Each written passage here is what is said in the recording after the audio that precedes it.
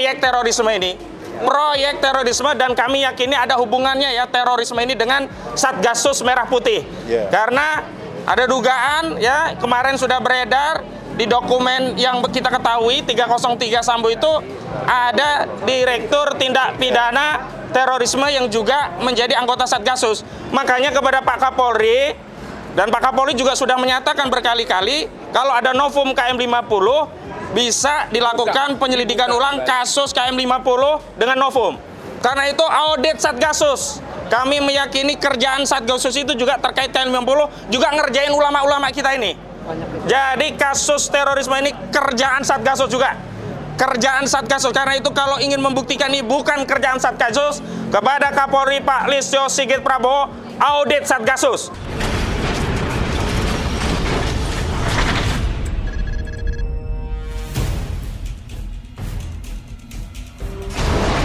Bismillahirrahmanirrahim. Assalamualaikum warahmatullahi wabarakatuh. Saya awali, ini benar-benar sidang dagelan. Sidang yang paling lucu. Sidang yang aneh. Ini dakwanya kan terorisme. Saya pikir ada kepala terputus. Ada yang ditembak seperti Sambo. Ada bom meledak. Ada rumah yang dibakar. Ternyata yang dibahas tentang dakwah. Kemudian bercerita tentang sesuatu yang mengandai-andai. Ini kayak novel Kopingho. Ini sebenarnya dakwahan apa novel Kopingho? Dan dengan keadaan ini kami semakin yakin bahwa ini proyek terorisme ini. Proyek terorisme, dan kami yakini ada hubungannya ya terorisme ini dengan Satgasus Merah Putih. Karena ada dugaan ya, kemarin sudah beredar di dokumen yang kita ketahui 303 Sambo itu ada Direktur Tindak Pidana Terorisme yang juga menjadi anggota Satgasus. Makanya kepada Pak Kapolri, dan Pak Kapolri juga sudah menyatakan berkali-kali kalau ada novum KM50 bisa dilakukan penyelidikan ulang kasus KM50 dengan novum. Karena itu audit Satgasus. Kami meyakini kerjaan Satgasus itu juga terkait KM50, juga ngerjain ulama-ulama kita ini. Jadi kasus terorisme ini kerjaan Satgasus juga. Kerjaan Satgasus. Karena itu kalau ingin membuktikan ini bukan kerjaan Satgasus, kepada Kapolri Pak Listio Sigit Prabowo, audit Satgasus. Tidak boleh Satgasus itu justru dibubarkan. Ini sama saja menghilangkan jejak-jejak kejahatan yang diduga dilakukan oleh Satgasus. Itu yang pertama. Yang kedua, kami sebagai umat Islam PH dan pribadi kami ya sebagai umat Islam marah sekali. Karena banyak nomenklatur agama, fikih-fikih Islam yang dipersoalkan oleh saudara jaksa penuntut umum. Saya tidak tahu itu jaksanya muslim atau tidak. Mempersoalkan dakwah, mempersoalkan jihad, mempersoalkan ayat-ayat Al-Quran yang kemudian ditafsirkan sepihak. Ini luar biasa. Dan tadi kami ya dengar, simak baik-baik dakwaan tadi. Sekali lagi semakin menegaskan ini ustadz kita ini diterorisasi. Bukan teroris beneran, tapi ini terorisme jadi-jadian. Ini terorisme yang sifatnya diproduksi. Dan karena itu kalau ya Pak Jokowi mau membantah, perintahkan kepada Kapolri Jenderal Listio Sigit Prabowo untuk audit Satgasus. Yang kedua, yang ketiga, saya ingin tegaskan lagi bahwa kami akan all out dalam kasus ini. Jadi kami tadi juga sudah komplain ada beberapa hak dari pengacara, kuasa hukum untuk mendampingi yang seolah-olah dihalangi. Dan perlu dicatat rekan-rekan media, kami sudah meminta kepada Komisi Yudisial untuk melakukan pemantauan. Karena kuat dugaan ada obstruction of justice dalam penanganan kasus ustadz-ustadz kita ini, baik Dr. Ahmad Zain An-Najah, Ustadz Ahmad Farid Ahmad Okbah, dan Ustadz Anung Al-Hamad. Kenapa demikian? Karena di dalam ketentuan pasal 6D Undang-Undang Nomor 18 Tahun 2003 tentang advokat itu ditegaskan bahwa advokat tuh ya nanti kita bisa kena sanksi kalau tidak menjalankan kewajiban, menjalankan etika, profesi, kehormatan sebagai advokat. Dan salah satu kewajiban advokat itu mendampingi klien. Nah ini kawan-kawan kita tadi tidak bisa mendampingi.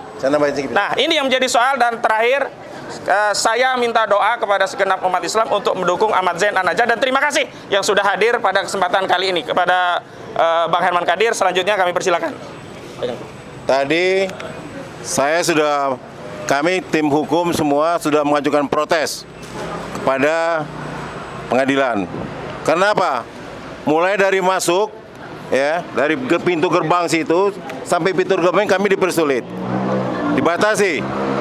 Tadi saya sudah jelaskan bahwa kekuasaan yudikatif, kekuasaan eksekutif, dan kekuasaan legislatif sudah terpisah, ya. Artinya apa? Kewenangan yang tertinggi ada di pengadilan ini adalah pada Mahkamah Agung. Artinya full kekuasaan itu ada pengadilan. Jadi intel-intel, polisi-polisi tidak punya kewenangan lagi di area sini. Ya. Jadi itu apalagi dia membawa senjata ke dalam ruangan sidang, itu tidak dapat dibenarkan. Kami mohon itu.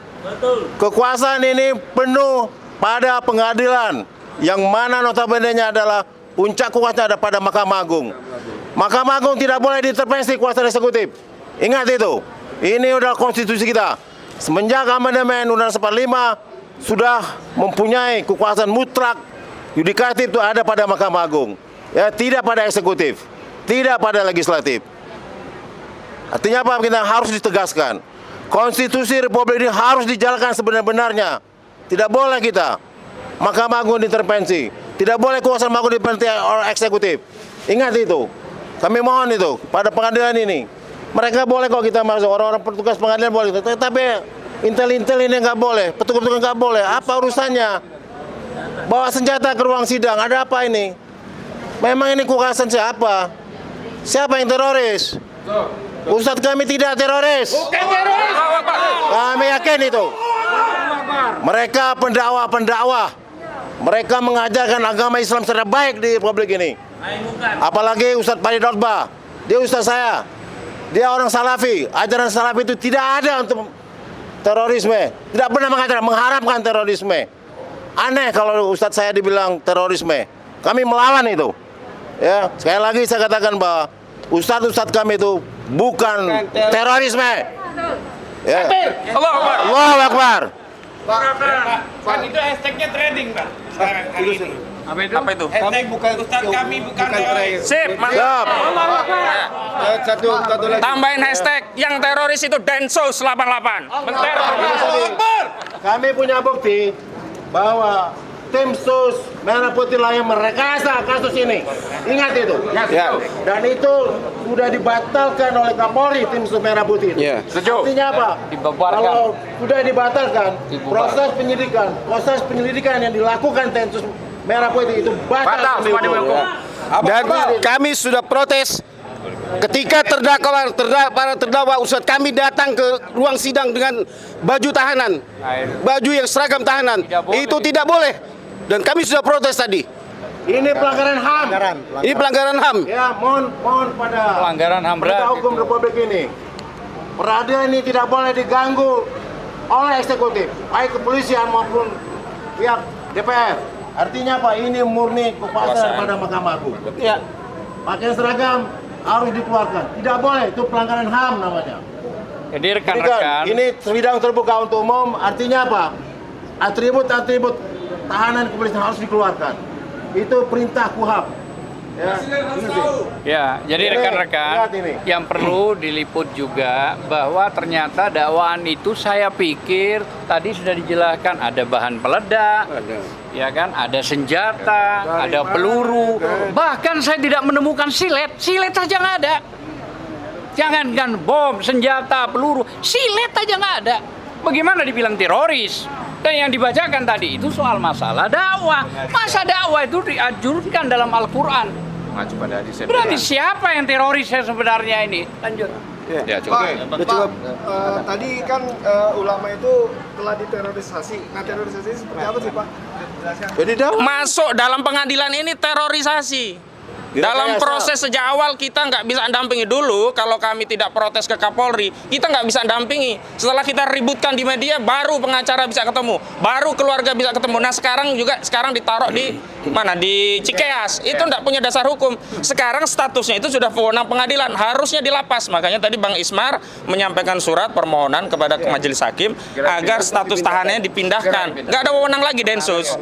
Apa ditahanan? Nah. Diviralkan dulu. Pindah ke mana, Pak? Pindah ya nanti kalau kami harapkan sih ke rutan Namanya atau rutan. ya. Rutan itu ada rutan Polda boleh, rutan di Salemba boleh, rutan Cipinang boleh. Boleh dan itu kan memudahkan kami untuk koordinasi kalau begitu. Dan ingat sudah ada pernyataan dari ketua pansus pembuatan undang-undang teroris. Mas Syafi'i, ya. Itu Pak Syafi'i menyampaikan bahwa ada kesalahan tafsir dari para penyidik terhadap undang-undang teroris ini. Nah, itu. Ingat, penangkapan tentang yang dihubungkan dengan kasus ini itu baru terjadi kurang lebih tahun 2018 ke sini. Ya. Sebelumnya tidak ada. Itu aneh. Kenapa padahal dari dulu itu dianggap JI adalah sebagai terlarang.